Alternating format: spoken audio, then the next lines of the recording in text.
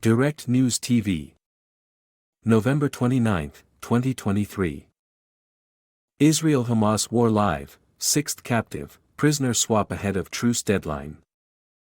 Negotiations are ongoing for an extension of the truce deal between Israel and Hamas, possibly involving an extended pause in the fighting. However, with the current truce set to expire at 7 a.m. local time, 5 o'clock Greenwich Mean Time, no agreement has yet been announced. 16 captives were freed from Gaza on Wednesday. Qatar said that 10 of the released captives were part of the existing truce deal, while 4 Thai citizens and 2 Russian Israelis were freed separate from that deal. Hamas says Israel rejected proposed hostage release to extend truce. Hamas has said that Israel declined to receive 7 women and child hostages and the bodies of 3 others who the Palestinian group said were killed during Israel's bombardment of the enclave in exchange for a temporary truce extension on Thursday.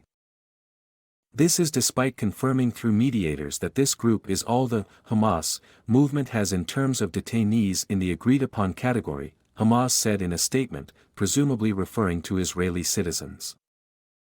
A truce between Israel and Hamas is due to expire at 7 a.m. local time, 5 o'clock Greenwich Mean Time.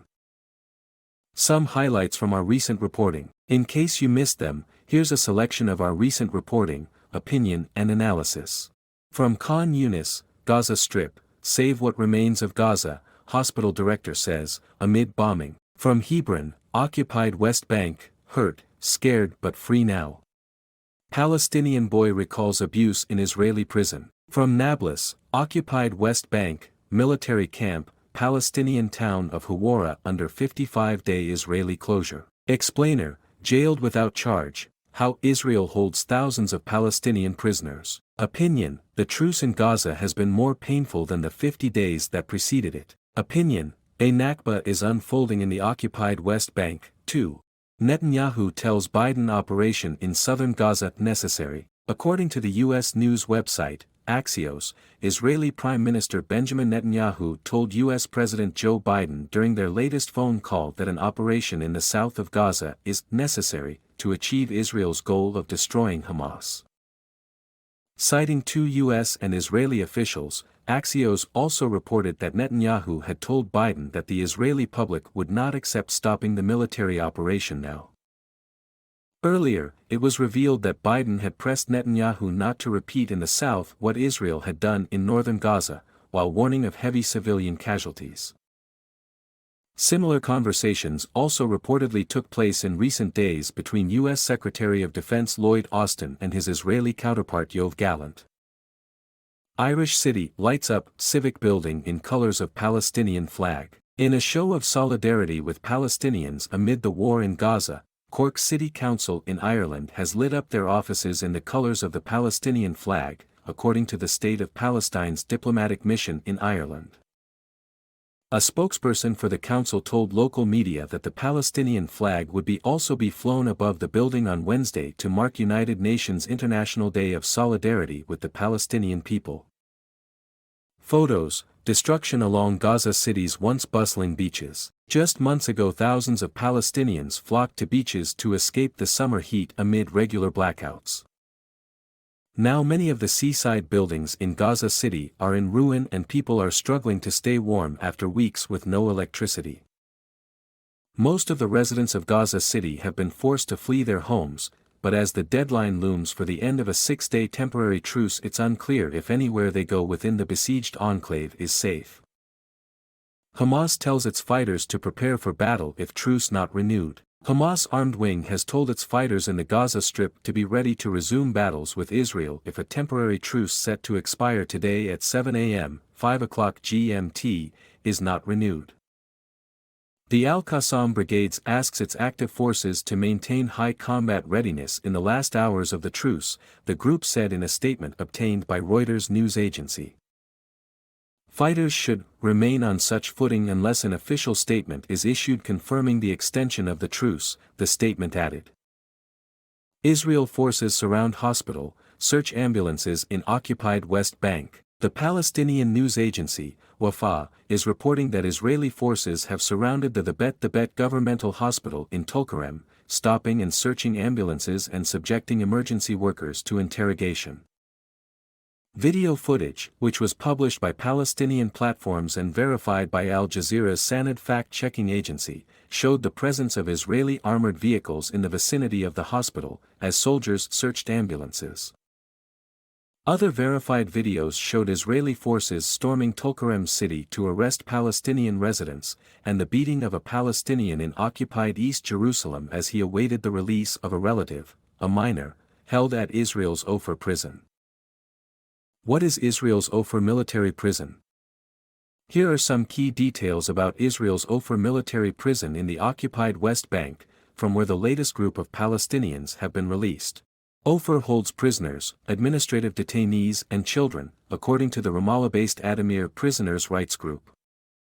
The prison was built on land expropriated from the village of Baitunya, 4 kilometers outside the city of Ramallah, Adamir says. Ofer has been the site of several military courts including a military juvenile court since 2009, according to Israeli human rights group Tselem.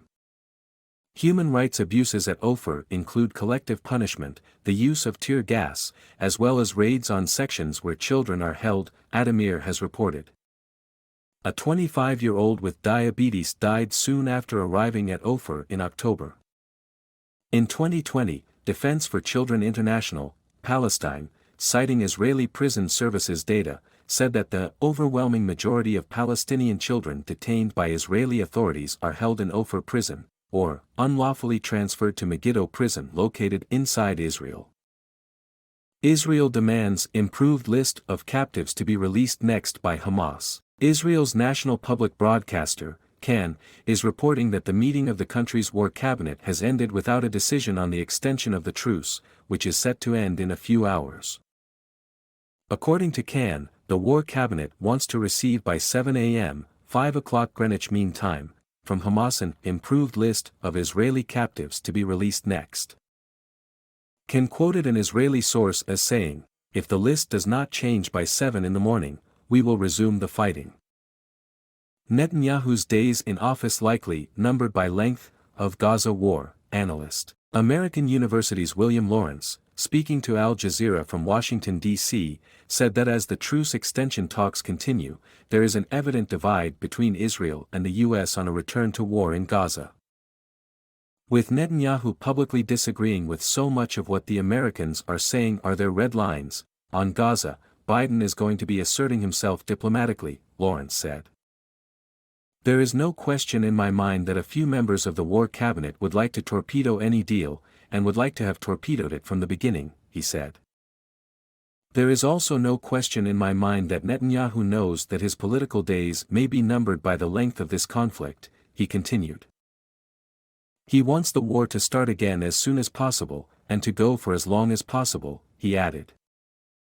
Young Palestinian shot dead by Israeli forces outside Ofer prison. The Palestinian news agency, Wafa, identified the victim as 21-year-old Fadi Muayyad Badran, from the village of Beit Ur al-Tada, west of Ramallah. According to Wafa, Badran was shot in the chest during confrontations between Israeli forces and some Palestinians outside of Ofer prison in the town of Baitunya, also near Ramallah. Badran was taken to a hospital in the occupied West Bank, where he was pronounced dead. 4 other people were also injured by Israeli forces, while 2 others were hurt after falling while running away from live fire during the incident. Earlier, Israeli forces stormed the neighborhood of Baitunya, which later resulted in the running gun battle and confrontation with Palestinians outside Ofer military prison. How many more lives? Rashida Tlaib renews calls for lasting ceasefire. Tlaib, the only Palestinian-American member of the U.S. Congress, stressed at an event outside the White House that pausing the fighting is not sufficient to end the suffering of Palestinians. How many more lives will be enough? How many more children need to be killed? How many more families have to be traumatized and torn apart? There is nothing humanitarian, my friends, about giving innocent civilians a few days of rest before they are bombed again, Tlaib said. She also hit out at the White House for calling lawmakers calling for a ceasefire early in the war repugnant. The bombing of innocent civilians and children is repugnant and disgraceful. The refusal to support a ceasefire and an end to violence and the killing is repugnant and disgraceful. Our president calling on Congress to fund more bombs that are being dropped on innocent civilians is repugnant and disgraceful, Tlaib said. My name is Kingsley. Please like, share, subscribe and hit that notification bell so you can be the first to be notified whenever we post. You won't regret it.